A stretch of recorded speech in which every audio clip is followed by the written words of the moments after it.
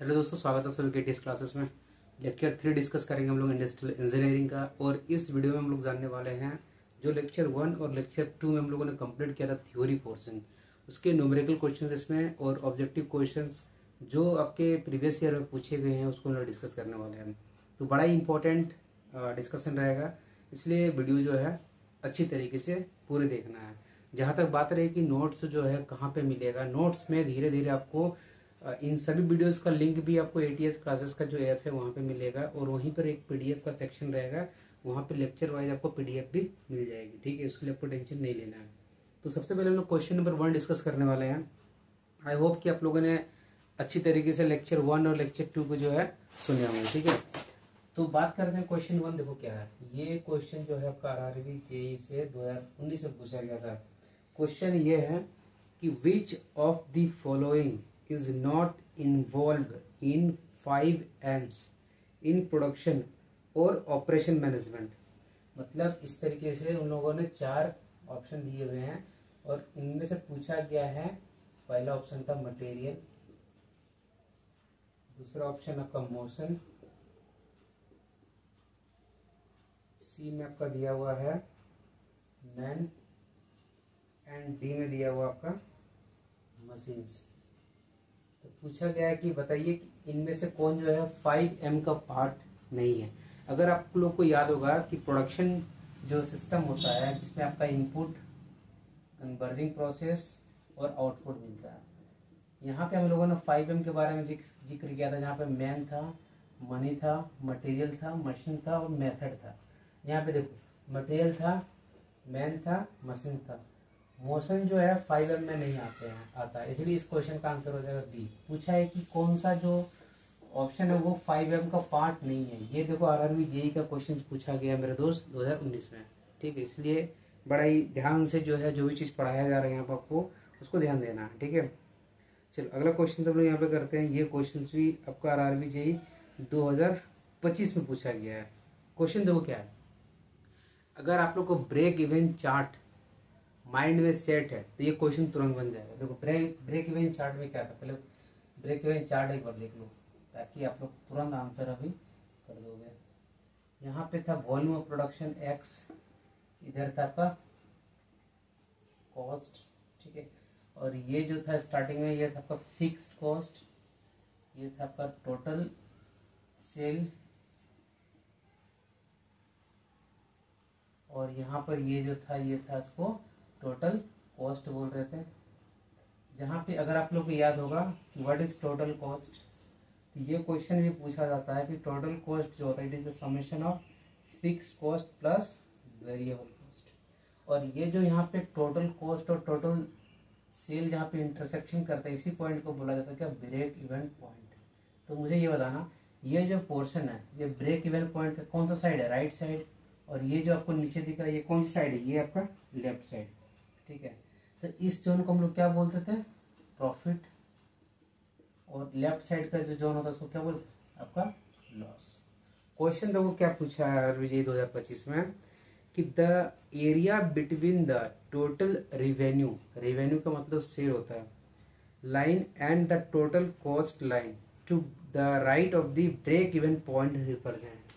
तो देखो ये टोटल सेल मतलब टोटल रिवेन्यू, टोटल कॉस्ट में जो पॉइंट है उसके राइट साइड में जो पोर्शन आपका आता है उसको क्या बोलते हैं, ये प्रॉफिट। इसमें तो आपको ऑप्शन 4 दिया गया था। पहले प्रॉफिट जोन, सेकंड ऑप्शन में आपका था वेरिएबल कॉस्ट,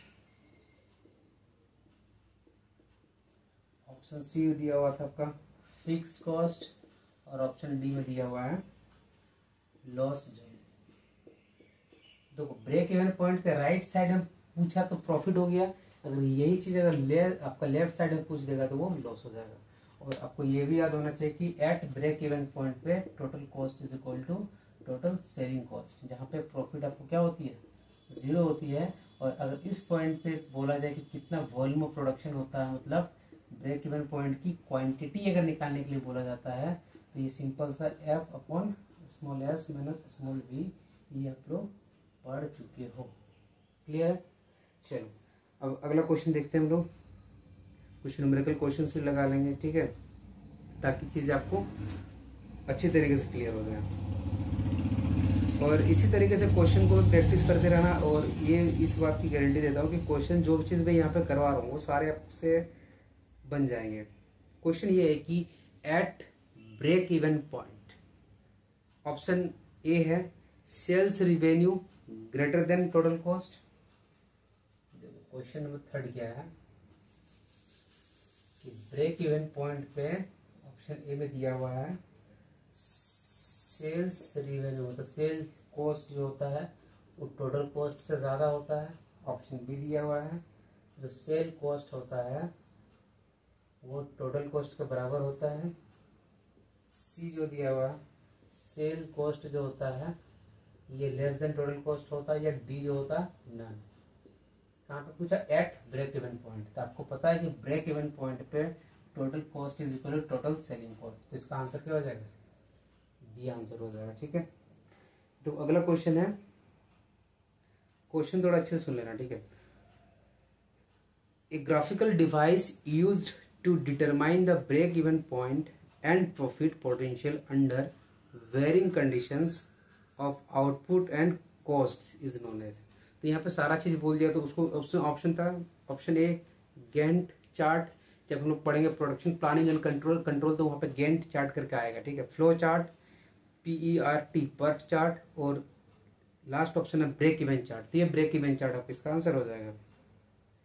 ठीक है, और आप ये याद रखना कि जो ब्रेक इवन चार्ट रहता है ना, इसमें जो प्रोडक्शन मैनेजर डिसाइड करता है कि मतलब क्या लॉन्ग टर्म के लिए यूज करता है कि शॉर्ट टर्म एनालिसिस के लिए। तो ये शॉर्ट टर्म के लिए वो जो है इस टूल को यूज करता है कि कितना क्वांटिटी को प्रोड्यूस किया जाए ताकि वो जो है प्रॉफिट अपना जोन में रहेगा। ठीक है, अगला क्वेश्चन क्या है कि break even analysis shows profit when. मतलब यहाँ पे जो ब्रेक इवन एनालिसिस जो दिया हुआ है ये कब जो है प्रॉफिट के बारे में बताता है। ऑप्शन ए दिया हुआ है sales revenue is greater than total cost. Sales revenue is greater than total cost. तो यही सारे ऑप्शन है। तो पूछ रहा है कि ये इसमें से कौन सा ऑप्शन जो है सही होगा। ठीक है, मतलब ब्रेक इवन चार्ट जो है कब प्रॉफिट के बारे में दिखाता है। तो देखो सेल कॉस्ट जो होता है जब टोटल कॉस्ट से हमेशा ज्यादा रहेगा। ये वाला जो नीचे वाला लाइन था ये टोटल कॉस्ट का लाइन था, और ये जो ऊपर वाला लाइन है ये टोटल सेल का कॉस्ट का लाइन था। जब ये हमेशा ऊपर में रहेगा मतलब ग्रेटर देन रहेगा टोटल कॉस्ट से, तभी तो ब्रेक इवन चार्ट जो है आपको प्रॉफिट देने वाला है। समझ में आ गया? चलिए अगला क्वेश्चन देखते हैं, एक न्यूमेरिकल क्वेश्चन करते हैं। ठीक है, ताकि आपको चीजें क्लियर हो जाए। तो यहाँ पे इसको हम लोग हटा देते हैं। जहाँ तक कि क्वेश्चंस की बात रहेगा, ये क्वेश्चन सारे में आपको ऑब्जेक्टिव फॉर्मेट जो हमारा प्ले स्टोर पे ऐप है ATS क्लासेस, डाउनलोड अगर अभी तक नहीं की हो तो उसको जाकर डाउनलोड कर लेना। ठीक है, वहाँ पर भी ये सब सारे क्वेश्चंस में वहाँ पे ऐड करवा दूंगा। क्लियर है? चलो देखो अगला क्वेश्चन क्या पूछा गया है कि दो प्रोसेस है, एक एक्स है और एक वाई है। ठीक है, process x has a fix cost of ₹30,000। Process जो एक्स है उसका जो फिक्स कॉस्ट है ये ₹30,000 दिया हुआ है। ठीक है, और variable cost of ₹8 per unit, मतलब स्मॉल वी जो दिया हुआ है ये ₹8 पर यूनिट दे के रखा हुआ है। प्रोसेस वाई में जो है फिक्स्ड कॉस्ट आपका जो दे के रखा हुआ है ये दे के रखा हुआ है ₹12,000। ठीक है, और इसमें जो वेरिएबल कॉस्ट दी के रखा हुआ है स्मॉल वी पर यूनिट के बारे में 17 रुपीज पर यूनिट। ठीक है, अब पूछा कि at which value total cost of processes X and Y will be equal. Which value, देखो टोटल कॉस्ट क्या होता है, total cost is equal to fixed cost plus variable cost. At which value इसका टोटल कॉस्ट और इसका total cost बराबर होगा। तो ये देखो ये टोटल कॉस्ट मान लो एक्स प्रोसेस का है। ठीक है, is equal to F plus V into X, ये वाई प्रोसेस का है। तो मतलब यहाँ पे एक्स को निकालने के लिए बोला जा रहा है। देखो फिक्स कॉस्ट कितना देकर रखा हुआ है यहाँ पे 30,000, ठीक है। प्लस स्मॉल v यहाँ पे 8 है, into x is equal to 12,000, plus small v देके रखा हुआ 17 इंटू x, इसको इधर कर दो 9x, इसको इधर लेके चले आओ 18,000, डिवाइड कर दो 9 से, तो 9 टू ज़ा 18, x इज इक्वल टू यहाँ से निकल के आ गया 2000 यूनिट। मतलब कि अगर 2000 यूनिट बनाया जाए उस कंडीशन में x और y प्रोसेस का टोटल कॉस्ट दोनों का सेम आएगा। समझ में आ रहा है? इस तरीके से क्वेश्चंस न्यूमेरिकल में पूछे जाते हैं, ठीक है।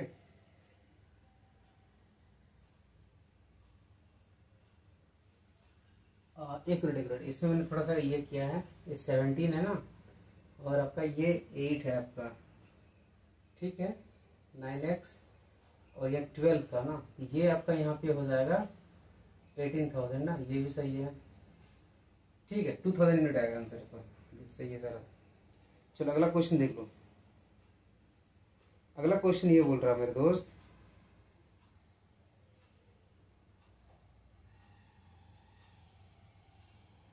In the production of A product the fixed cost ₹6,000।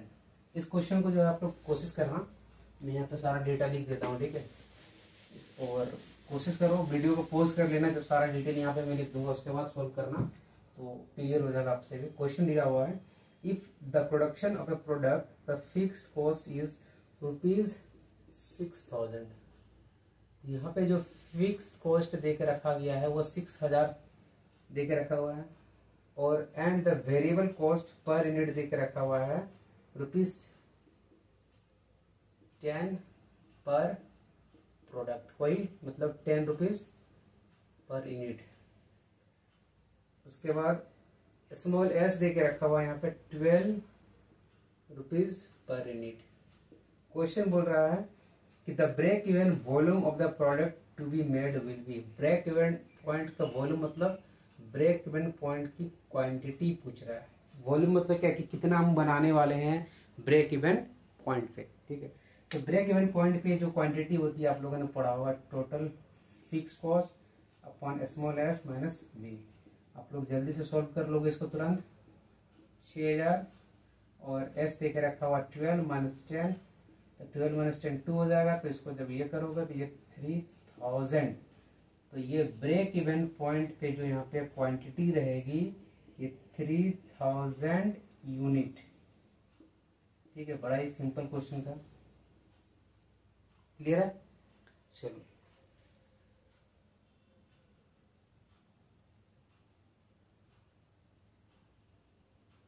तो इतनी सारी चीज आपको यहाँ पे यहाँ पे पूछा गया क्वेश्चंस में एक, in break even analysis total cost consist of. तो ब्रेक इवन एनालिसिस में जो टोटल कॉस्ट होता है वो किसके बराबर होता है? तो हम लोगों ने पढ़ा है total cost is equal to fix plus variable cost, ठीक है, यही होता है। चलो अगला क्वेश्चन करते हैं कि break even point indicates, 4 option दिए हैं, अच्छे से सुनना कि break even point indicates. Option A बोला है रिकवरी ऑफ फिक्स कॉस्ट। पहले तो हमें पता है कि ब्रेक इवन पॉइंट पे टोटल कॉस्ट जो होता है वो सेलिंग कॉस्ट के बराबर होता है। टोटल कॉस्ट क्या होता है ये, तो ऑप्शन ए दिया हो गया रिकवरी ऑफ फिक्स कॉस्ट। तो ब्रेक इवन पॉइंट पे इसका तो रिकवरी होता ही है, ठीक है, क्योंकि जब हम लोग सेल करेंगे तो वो इसके बराबर आएगा, और इसका बराबर जो ये होता है ये fix cost plus variable cost होता है। तो ब्रेक इवन पॉइंट पे फिक्स कॉस्ट का तो रिकवरी करोगे ही, रिकवरी ऑफ वेरिएबल कॉस्ट इसका भी रिकवरी होगा। ऑप्शन सी दिया है recovery of both of above cost, इसलिए ऑप्शन सी इसका जो है राइट आंसर हो जाएगा। At break even point indicate करता है कि हम लोग फिक्स प्लस वेरिएबल कॉस्ट का वहां पे रिकवरी करते हैं, क्लियर है? चलो बहुत बढ़िया है, और एक क्वेश्चन कर लेते हैं।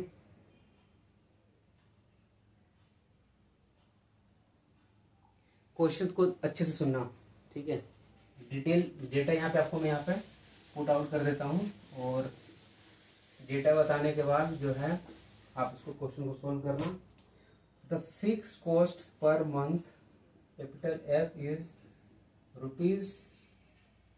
₹5,000।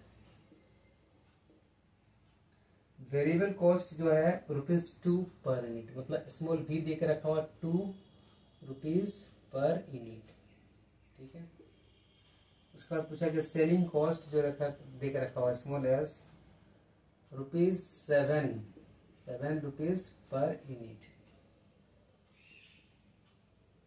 To achieve a profit of, मतलब अगर प्रॉफिट उसको कमाना है 1,000 का, तो the quantity produced per month will be x, इसमें पूछा है। तो देखो इसमें ये नॉर्मल x पूछा है, ब्रेक इवन पॉइंट की x के बारे में नहीं बात कर रहा है। तो आप लोगों ने पढ़ा होगा कि भाई x जो होगा यहाँ से f plus p upon s minus v।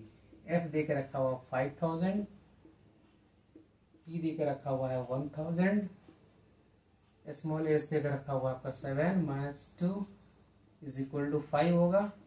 5,000 plus 1,000 equal to 6,000। 6,000 को जब आप 5 से डिवाइड करोगे तो कितना निकल आएगा 1,200 यूनिट। मतलब अगर उसको 1,000 का प्रॉफिट चाहिए तो इस केस में जो है 12,000 का क्या करना पड़ेगा, उसको निकालना पड़ेगा, यूनिट बनाना पड़ेगा। क्लियर है। एक क्वेश्चन बड़ा इंटरेस्टिंग है, ठीक है। टोटल 4 प्रोसेस है, 1 2 3। एक प्रोडक्शन सिस्टम है जिसमें से 4 प्रोसेस है किसी प्रोडक्ट को बनाने के लिए, ठीक है। मान लेते हैं कि जो फिक्स कॉस्ट है सभी के लिए, इन ऑल 4 प्रोसेस के लिए जो है 1,000 है, इतना रुपीज है फिक्स कॉस्ट, ठीक है। उसके बाद इसके लिए, इस कंडीशन में इसकी जो वेरिएबल कॉस्ट है ये ₹2 पर यूनिट की बात कर रहे हैं, ठीक है। ₹2 पर यूनिट है, इसमें ₹5 है, इसमें 10 है, इसकी 15 है, ठीक है। उसके बाद जो क्वांटिटी बनाने वाला है, क्वांटिटी 100 सब के लिए है। ये दोनों चीज चारों के लिए कॉमन है। तो पूछा गया बताओ कि जो है 1 2 3 4 इन चारों प्रोसेस में से कौन सा प्रोसेस को सेलेक्ट किया जाए 100 क्वांटिटी 100 यूनिट बनाने के लिए। तो सिंपल सी बात है, सबसे पहले हमें कैलकुलेट करना है total cost is equal to fix plus variable cost. देखो एफ जो है सबके लिए सेम रहेगा, वेरिएबल कॉस्ट जो है सबके लिए अलग अलग है, और एक्स भी सबके लिए सेम है। आपको नहीं लगता कि जिसकी वेरिएबल कॉस्ट यहाँ पे ज्यादा रहेगी उसकी टोटल कॉस्ट सबसे ज्यादा रहेगी। तो हम अगर 100 यूनिट कोई भी क्वांटिटी किसी भी प्रोडक्ट का बनाएंगे तो हम तो यही चाहेंगे ना कि मेरी प्रोडक्शन सिस्टम में उसका टोटल कॉस्ट सबसे कम हो। तो इन चारों में से कौन सा प्रोसेस आप अपनाना चाहोगे? इस कंडीशन में जिसकी सबसे कम वेरिएबल कॉस्ट रहेगी उसका टोटल कॉस्ट सबसे कम आएगा इन चारों प्रोसेस में। इसीलिए हम लोग प्रोसेस 1 के तहत 100 यूनिट को बनाने चाहेंगे।